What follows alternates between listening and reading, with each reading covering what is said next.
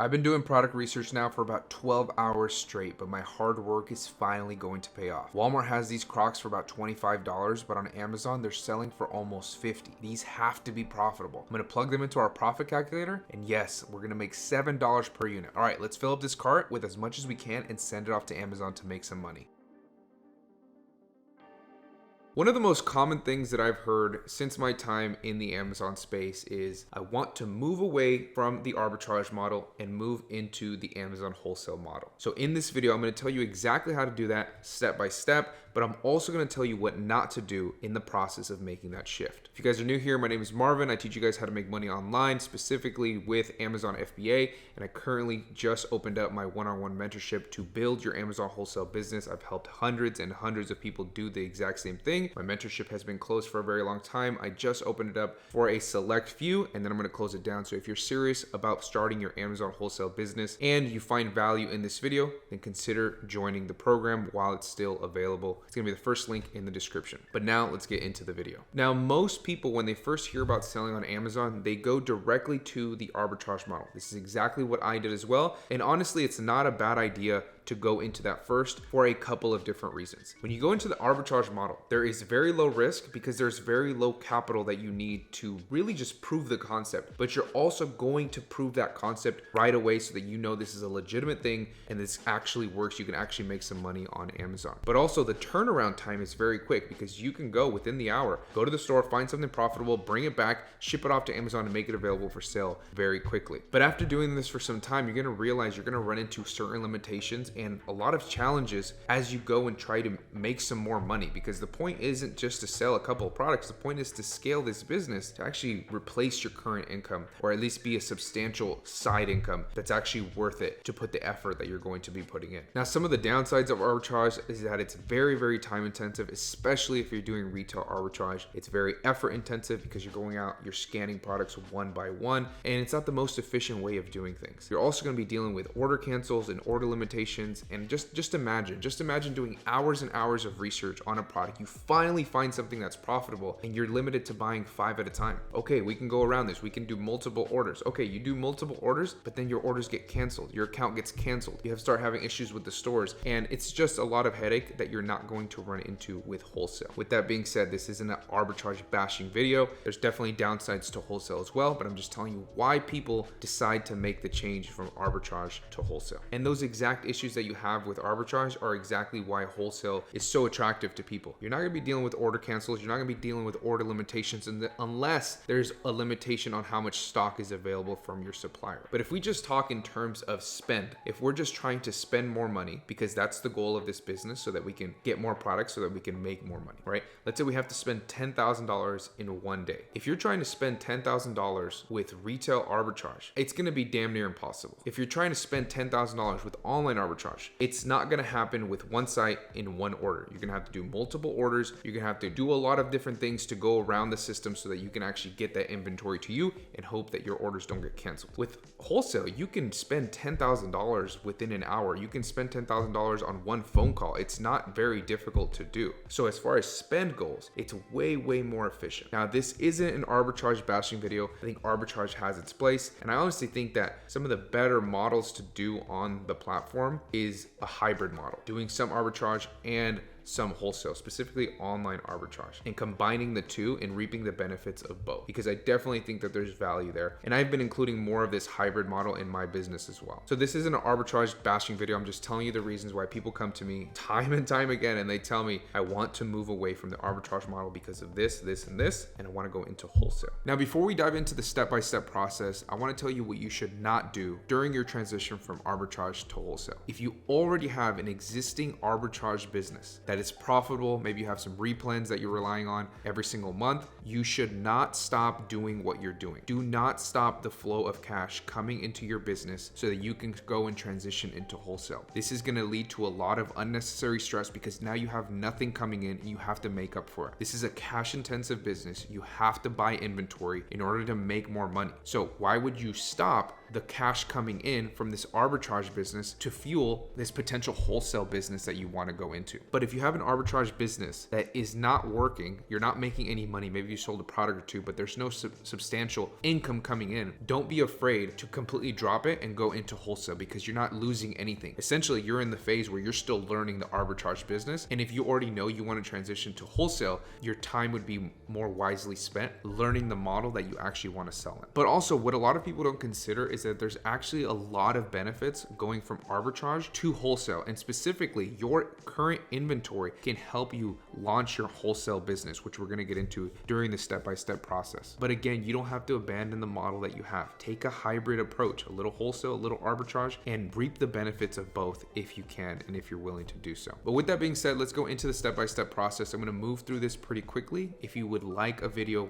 with much more detail of any of these steps that we're going to go over, just let me know down below in the comment section and I will make that video for you. Now, step number one is that you want to establish your business. You want to get your LLC, for example, your EIN, and your seller's permit. In California, we call it a seller's permit. Some states, they call it a reseller's permit. Whatever they call it in your state, if your state requires that in order for you to purchase goods tax-free, then you will need to get that before you can order anything from your wholesale suppliers. Now, you can either establish your business by going to your state website, or you can use a service like InkFile or LegalZoom, which is what I personally do. It's just way easier to do. But if you want to go that other route, which I think is cheaper, then you can also do it yourself. Now, step number two is that you want to start your supplier search. Now, this is where your existing profitable arbitrage business will be very beneficial. If you have some replens that you are constantly selling, go and look at who manufactures these products, or go and try to find a distributor that can sell you these products at a wholesale price. Now, this is beneficial for a couple different reasons. One, you already have a supplier lead right away. And two, when you do go to a distributor, let's say for example, you can ask them, do you carry this product? Or we are looking to purchase more of this product. If you have it or you have access to getting it for us, and we can include that in our first initial order. This is super beneficial because you're coming to the supplier with a specific product that you're ready to order and you don't even have an account yet. So clearly you're here to do business and not just wasting their time. But it doesn't even have to be your replens. It can be any OA inventory that you've sold in the past that maybe sold really well and you just don't have access to it anymore, or you just can't get it at a profitable price. You can use those to try to get you leads to looking into different wholesale suppliers that you can open up accounts with. Now, if you're starting from scratch, we'll jump into my computer and I'll show you how to get started. Looking for suppliers is a very quick and easy method that you can use that will actually land you some solid suppliers. I actually made a video going over this method probably 3 or 4 years ago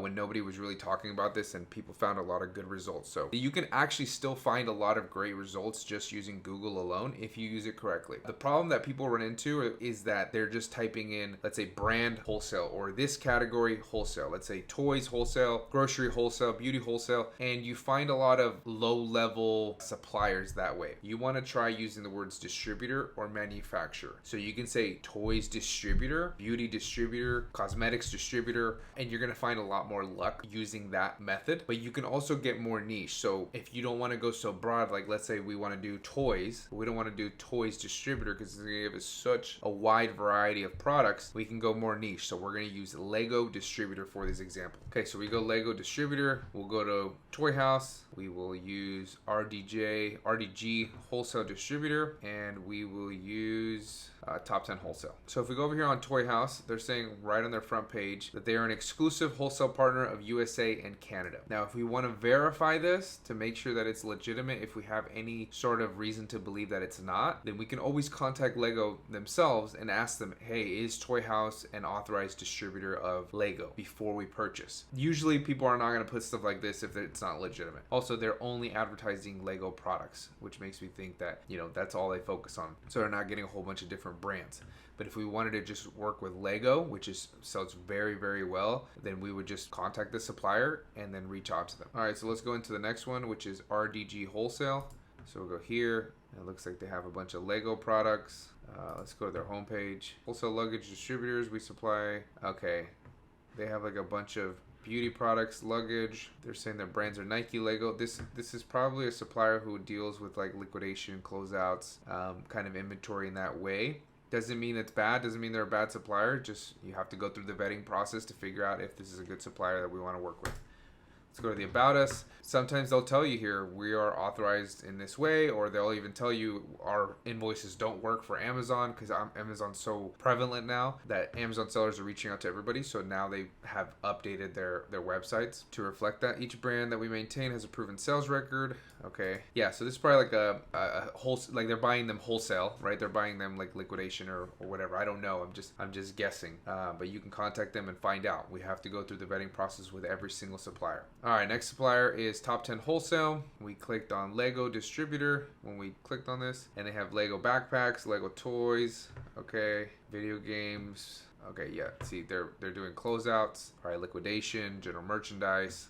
That's how they're getting their supplies, and then they're selling it off at a wholesale price. Okay, of these three, I would be contacting Toy House. Of all three, I could contact all three, but if I want to be like, I only want to work with authorized suppliers, I would be contacting Toy House. Get more and more niche as you go along instead of using a shotgun approach if you're not having a lot of luck. So instead of being so broad like toys distributor, that could mean anything, go a little bit more niche like Lego distributor, and you're going to find some suppliers for sure. But what you don't want to do throughout this process is find one supplier and contact one supplier. That's not the most efficient way of doing things. The way that you want to do this is you want to compile a list of, let's say, 50, 100, 150 different suppliers, and once you hit that list, then you start contacting them. But you're not just finding any supplier and putting them into your list. Before you do that, we have to go over step number 3, which is vetting suppliers. You have to see if this supplier is even worth contacting. So the first thing that we're looking for is, what's the likelihood of us paying for inventory and actually getting that inventory? Because believe it or not, people get scammed in this business all the time, and it's because they don't know how to vet out their suppliers. They just open an account with anybody. Who knows if that website was just put up 10 minutes ago, and then they call them and purchase from them right away, and they end up losing their money. We want to make sure that we avoid that. Second thing that we want to do is we want to make sure that this place is legit. If they say they're 123 distribution company and they say they have this big warehouse, they have all these brand partnerships and all of these things, and then we look them up on Google Maps and they're operating out of a house, that's a red flag for me. Also, we want to know what kind of inventory are they selling. Are they selling new, used, returns, shelf pulls, liquidation? What kind of inventory are we dealing with here? How long have they been in business? Are they in the US? Are they international? We want to know all of these things before we go and even add them to the list, and definitely before we go and contact them, because we're just wasting our time if they don't fit certain criteria that we're looking for. Now, step number 4 is our contact strategy. Now that we've compiled a list of, let's say, 50 to 150 different suppliers, we want to start emailing all of them. And then the ones that don't respond to us, we're going to call. But eventually you will need to be on the phone with that supplier at one point or another. You can start off by calling if that's what you want to do, and I think that's the best way to do it. But if you want to be more efficient, email and call, but definitely don't rely on just email alone. These suppliers are getting hundreds of emails every single day, and it's very easy for them to just glance over you and then never respond to you, never open up your account. So your best bet is to email and call. Now, step number 5 is that you're going to open up a wholesale account with this supplier. They're going to send you over a wholesale application. You're going to fill out the application with all of your business details. You're going to tell them if you want terms, and if you do, you're going to need references to open up this account with them. But you also want to ask if they have an inventory list, if they have an email list, and if they have any current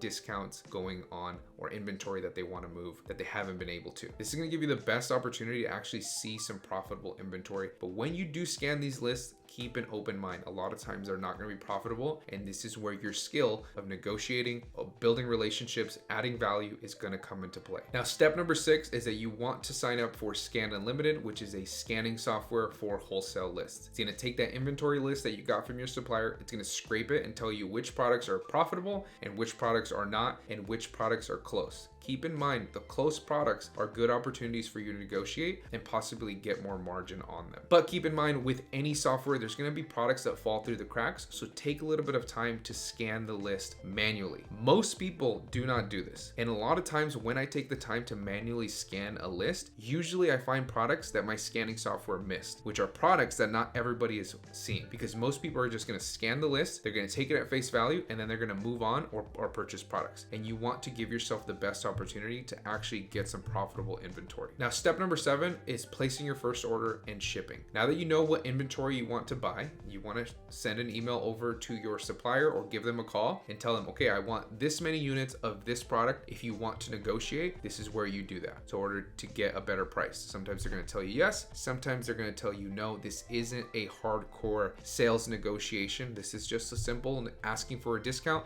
in order to purchase more inventory. Once you do that, you will send send over payment, and then you will need to decide how you're going to ship this or where you're going to ship this. Am I shipping this to myself? Am I shipping this to my prep center? Or am I shipping this directly to Amazon? Anytime that I can ship directly to Amazon and just have Amazon handle label and prepping, I will take that every single time because the turnaround time is significantly faster. So you have to make those decisions for you and your business. Now, this is just a high level view of what you're going to need to do to have a successful transition from online arbitrage to wholesale. Now, if you want me to make a more in-depth video on any of these steps, just let me know down below in the comment section and I will make that video for you. And again, guys, I still have a few spots left open on my mentorship group where it's just one-on-one mentorship. You have full access to me via Messenger, not group coaching or anything like that. And I've helped hundreds and hundreds of people build an Amazon wholesale business, and I can help you do the exact same thing if you're serious about building this business. So that's the first link in the description if you're interested in that. And hopefully you guys found some value in this video. If you guys did, let me know down below in the comment section, and I will see you guys in that next one.